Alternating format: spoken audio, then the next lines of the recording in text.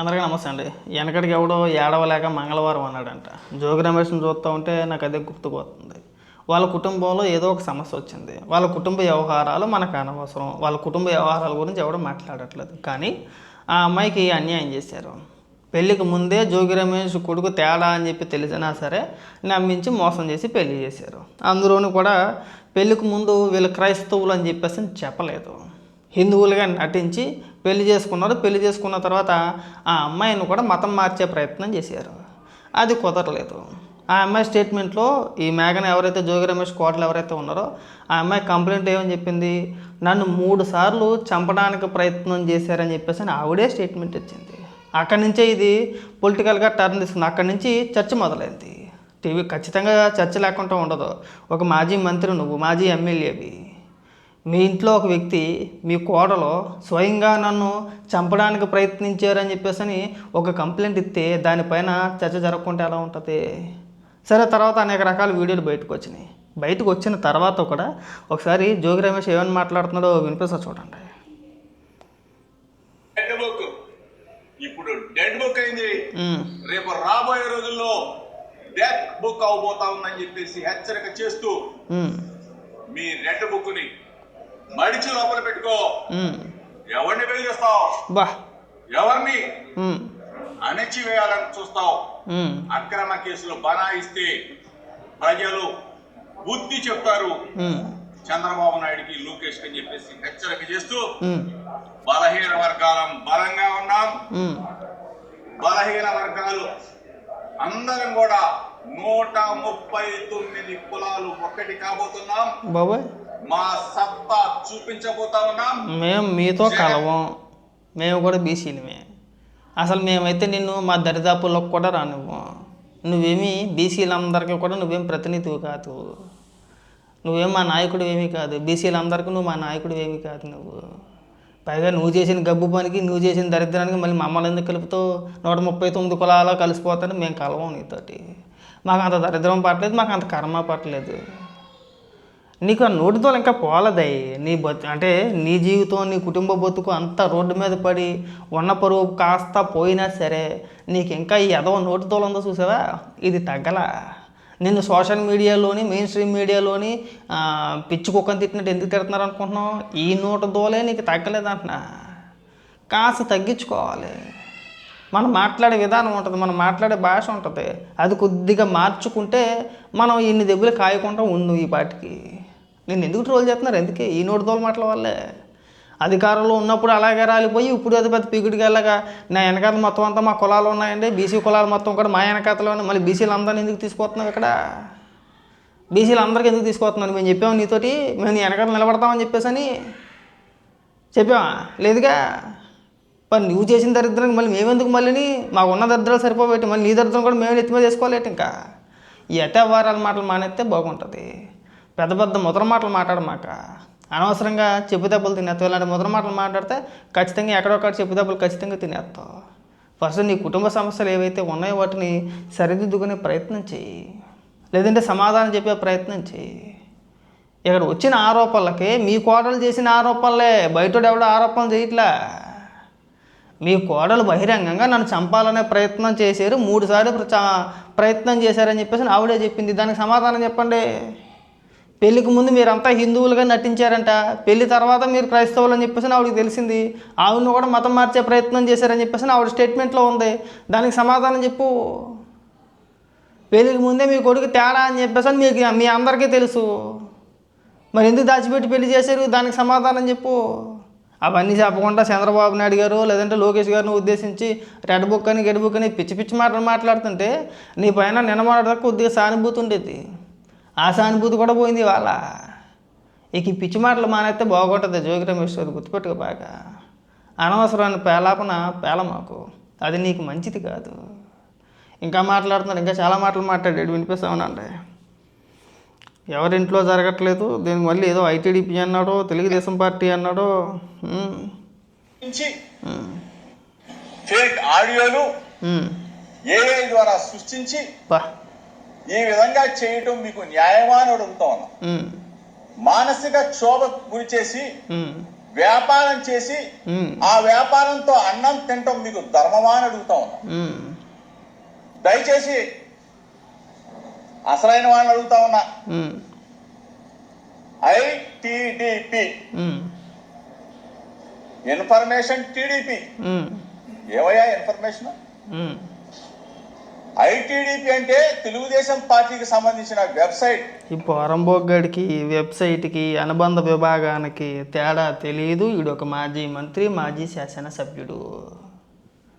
తెలుగుదేశం పార్టీకి కొన్ని అనుబంధ విభాగాలు ఉంటాయి. టీఎన్ఎస్ఎఫ్ ఒకటి, తెలుగు యువత, తెలుగు మహిళ, ఐటిడిపి, అలాగే కొన్ని అనుబంధ సంస్థలు ఉంటాయి. అనుబంధ విభాగాలు అంటారు వాటిని. ఆ అనుబంధ విభాగాలకి ఒక అధ్యక్షుడు ఉంటారు. అలాగే ఐటిడిపి అనే ఒక అనుబంధ విభాగానికి చింతకాయల విజయ్ గారు అధ్యక్షుడు. కొన్ని విభాగాలకి కొంతమంది అధ్యక్షులుగా వ్యవహరిస్తారు. నీకు అక్కి ఎక్కి తేడా తెలదు. నీకు ఇంటికి పీకిస్తే సుతలేదో మొత్తలేదో నీకు తెలియదు. తెలుగుదేశం పార్టీ అంటే ఏంటో తెలియదు. ఎన్ని అనుబంధ విభాగాలు ఉంటాయి ఏంటో తెలియదు. ఆ విధానాలు ఏంటో మనకు తెలియనప్పుడు వాటి గురించి మనం ప్రస్తావించకూడదు. ఐటిడిపి అనేది ఒక వెబ్సైట్. అసలు ఐటిడిపికి నన్ను గట్టిగా అడిగితే ఐటిడిపి అనేది ఒక అనుబంధ విభాగం మాత్రమే. మొత్తం అంతా ఐటిడిపి చేస్తున్నారండి మా మీద. మీరు ఐటిడిపి మీద ఆడడం తప్పితే మీరు చేసేది ఉండదు, సచ్చేది ఉండదు. ఫస్ట్ మనకు తెలియదు ఐటిడిపి అంటే ఏంటి అనేది. మనకు తెలిసి సత్తే కదా. తెలియకుండానే ఇక్కడికి వచ్చి మరిగేయాలి. వెబ్సైట్ అన్నా అంటావు, ఇంకేమన్నా అంటావు. దానికి సంబంధించిన జాతీయ అధ్యక్షుడు చంద్రబాబు నాయుడు గారిని అడుగుతా ఉన్నా. దానికి సంబంధించిన వర్కింగ్ ప్రెసిడెంట్ నారా లోకేష్ అడుగుతా ఉన్నా. ఏమయ్యా మీకు న్యాయమేనా? మీకు ధర్మమేనా? అసెంబ్లీలో అన్నారో లేదో తెలియదు కానీ చెప్పు తెగిపోద్ది. ఇలాంటి అబద్ధాల మాటలు మాట్లాడితే పోరంబోకెత వల్లారా. అన్నారో లేరో తెలియదా? ఇవాళకే వీడియోలు ఉన్నాయి. అంబటి రాంబాబు మాట్లాడిన మాటలు, ద్వారంపూడి చంద్రశేఖర్ రెడ్డి మాట్లాడిన మాటలు, లోకేష్ గారిని ఉద్దేశించి ఏమని మాట్లాడారో, చంద్రబాబు నాయుడు గారిని ఏ విధంగా అవహేళన చేశారో అందరికీ తెలుసు. ఇక్కడికి వచ్చి అప్పాపయ్య కవులు చెప్పొద్దు. ఓ పని చేయి, నీ బిడ్డల మీద ప్రమాణం చేసి, నీ కొడుకు మీదో లేదంటే నీ కూతురు మీదో లేదంటే నీ చిన్న కొడుకు మీదో నీ కుటుంబం మీద ప్రమాణం చేసి, ఆ రోజు చంద్రబాబు నాయుడు గారిని మేము అవమానించలేదు, మేము ఏ మాట అనలేదని చెప్పేసి ప్రమాణం చేయమను. చేయిపోను, నువ్వు చేయి. లేదంటే మీ నాయకుడిని చేయమను, ఒప్పుకుంటాం దానికి. ఎదవ కవరింగ్లు ఇవ్వ మాక. మీ అంత దిగజారిపోలా. ఆ రోజు ఎవడన్నా ఖండించాడండి అసలు? పైగా ఇక్కడికి వచ్చి మన ఎదవ నీతులన్నీ చెప్పుకు రావాలి. ఇక్కడ కింద పడి ఏడ్చి గిలగలా కొట్టుకొని ముసలి కన్నీరు కాచి ఆ రోజున మీకు అనిపించలేదా? ఆ రోజున నా భార్య కూడా బాధపడింది. బాబాయ్ అసెంబ్లీలో అన్నారని చెప్పేసి నన్ను కూడా నిలదీసిందే. ఎప్పుడు ఇంత ఘోరంగానా?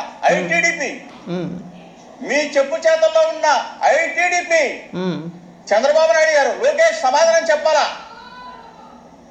నెల రోజులు వ్యాపారం చేసేసారే, నెల రోజుల పాటు ఏ వీడియోలు సృష్టించారే? ఊరుకోవాయి చెప్పావు కానీ అవి ఏ వీడియోలు అంటే ఎవడో నవ్వుతాడు.